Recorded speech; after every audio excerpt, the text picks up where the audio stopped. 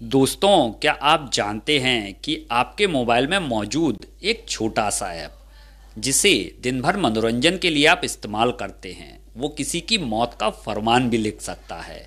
आज के डिजिटल युग में जहां हम अजनबियों को फ्रेंड्स और फॉलोअर्स कहते हैं, वहीं एक फॉलो रिक्वेस्ट किसी की चिता की आग भी बन सकती है। दोस्तों, आज की कहानी किसी फिल्मी थ्रिलर से बिल्कुल भी कम नहीं है, लेकिन दुख की बात यह है कि यह पूरी तरह से सच है। दोस्तों, यह कहानी है नागपुर के एक होनहार छात्र अमर ध्रुववंशी की, जिसकी जिंदगी को एक फेक इंस्टाग्राम प्रोफाइल ने हमेशा के लिए खत्म कर दिया। आखिर क्यों एक साधारण से लड़के को जंगल में बुलाकर मौत के घाट उतार दिया गया? क्या था उस रात का सच और कैसे एक हार्ट इमोजी ने नफरत की आग सुलझा दी? दोस्तों, अगर आप भी बेधड़क और बेलगाम सोशल मीडिया का उपयोग करते हैं तो आज का यह वीडियो आपकी आंखें खोल देगा। तो चलिए जानते हैं इस खौफनाक मंजर की एक एक बारीकियों को। दोस्तों, कहानी की शुरुआत होती है महाराष्ट्र के नागपुर शहर से, जहां के मनकापुर इलाके में रहने वाला 20 साल का अमन ध्रुववंशी एक बेहद सीधा साधा महत्वाकांक्षी लड़का था। अमन अपने सपनों को सच करने के लिए शिलोंग के एक नामी कॉलेज से होटल मैनेजमेंट की पढ़ाई कर रहा था। घर का चिराग, दोस्तों की जान और परिवार का सहारा, अमन अपनी जिंदगी के सबसे खूबसूरत दौर में था। जून 2025 का महीना था। कॉलेज में गर्मियों की छुट्टियां पड़ी हुई थी, तो अमन खुश होकर अपने घर नागपुर लौट आया। घर पर माँ के हाथ का खाना, दोस्तों के साथ गप्पें और वही पुरानी गलियां। अमन के लिए छुट्टियां यादगार होने वाली थीं दोस्तों। पर दोस्तों, उसे क्या पता था कि ये उसकी आखिरी छुट्टियां होने वाली हैं। 14 जून 2025 की वो तारीख, जब शाम के वक्त अमन अपने घर से यह कहकर निकला कि मम्मी, मैं दोस्तों के साथ थोड़ा बाहर घूमकर आता हूँ। परिवार वालों के लिए यह एक आम बात थी, क्योंकि 20 साल का लड़का दोस्तों के साथ नहीं जाएगा तो कहाँ जाएगा। लेकिन जब रात के तकरीबन 10 बजे तो अमन के घर वालों को डर लगने लगा, क्योंकि उसका फोन अनरीचेबल आने लगा था। तब परिवार के दिल में पहली बार अनहोनी की दस्तक पैदा हो चुकी थी दोस्तों। जैसे जैसे रात गहराती गई, अमन के घर वालों की बेचैनी बढ़ती गई दोस्तों। उन्होंने अमन के हर उस दोस्त को फोन लगाया जिसे वो पहले से जानते थे, लेकिन सबका जवाब एक ही मिला, हमारे पास अमन नहीं आया है। पूरी रात तलाश जारी रही। नागपुर की सड़कों पर खाक छानी गई परिवार के द्वारा, लेकिन अमन का कहीं कोई सुराग नहीं मिला। सुबह होते ही परिवार मनकापुर पुलिस स्टेशन जा पहुंचा। अभी पुलिस गुमशुदगी की रिपोर्ट लिख ही रही थी कि तभी थाने के बाहर एक लड़का आता है। उसके चेहरे पर पसीना था और आंखों में खौफ। उसने कांस्टेबल से जो कहा, उसने पूरे पुलिस महकमे को हिलाकर रख दिया। उस लड़के ने बताया कि गोरेवाड़ा के जंगलों में एक युवक की हत्या हो गई है। पुलिस की टीम तुरंत हरकत में आई। जब पुलिस और अमन के घर वाले उस बताए हुए स्थान गोरेवाड़ा फॉरेस्ट पहुंचे तो वहां का नजारा देखकर उन सबका कलेजा मुंह को आ गया दोस्तों। झाड़ियों के बीच अमन की खून से सनी लाश पड़ी हुई थी। उस पर चाकू से इतने वार किए गए थे कि उसकी पहचान करना मुश्किल हो रहा था। अमन के पिता का रो रो कर बुरा हाल था।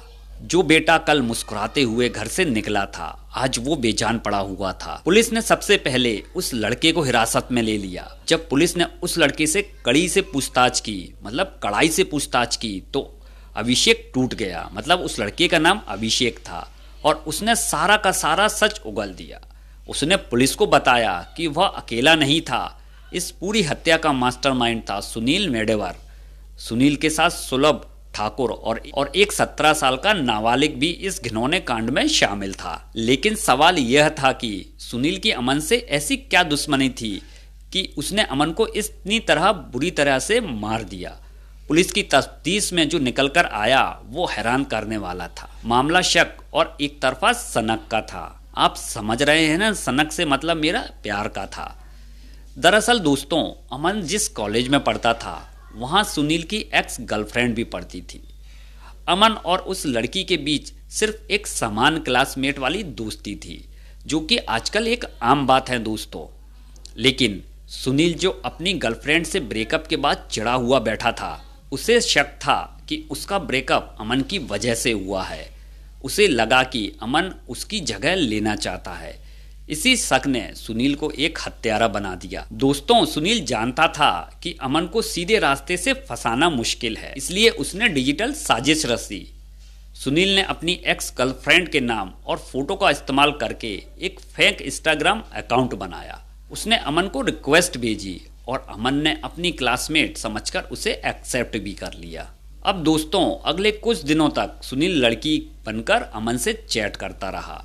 मीठी बातें हुई, दोस्ती बढ़ी और अमन को जरा भी शक नहीं हुआ कि फोन के उस पार उसकी मौत बैठी हुई है।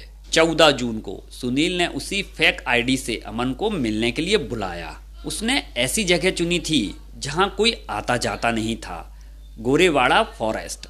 अमन को लगा कि वो अपनी दोस्त से मिलने जा रहा है, लेकिन वहां पहले से सुनील अपने 3 साथियों के साथ चाकू से लैस होकर उसका इंतजार कर रहा था। और जैसे ही अमन वहां पहुंचता है, इन चारों ने उसे घेर लिया और फिर शुरू हुआ खूनी तांडव।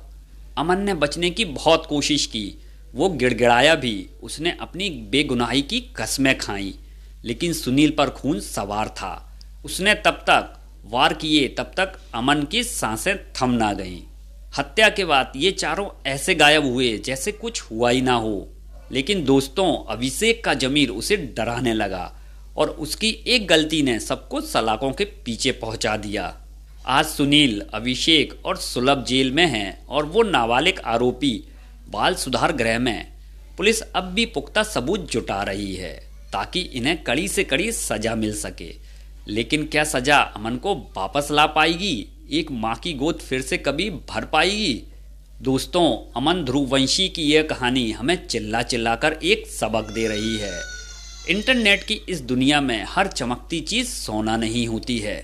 कभी भी किसी फेक प्रोफाइल या अनजान फॉलोअर्स पर भरोसा ना करें। अगर कोई आपको सुनसान जगह पर मिलाने बुलाए तो सावधान हो जाएं। अपनी निजी जिंदगी की हर बात सोशल मीडिया पर शेयर बिल्कुल भी ना करें।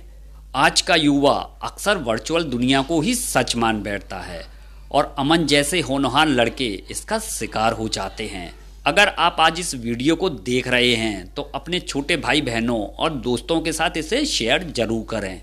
आपका एक शेयर किसी की जान बचा सकता है। जाने से पहले कमेंट में जरूर बताएं, क्या आपको लगता है कि सुनील जैसे हत्यारों के लिए हमारे कानून में फांसी की सज़ा अनिवार्य होनी चाहिए? अपनी राय नीचे जरूर लिखें, वीडियो को लाइक करें और ऐसी ही सच्ची कहानियों के लिए हमारे चैनल आपकी जिज्ञासा में जुड़े रहिए और चैनल को सब्सक्राइब भी कर दीजिए। तो मिलते हैं किसी नई कहानी के साथ, तब तक आप मुझे आज्ञा दीजिए। धन्यवाद।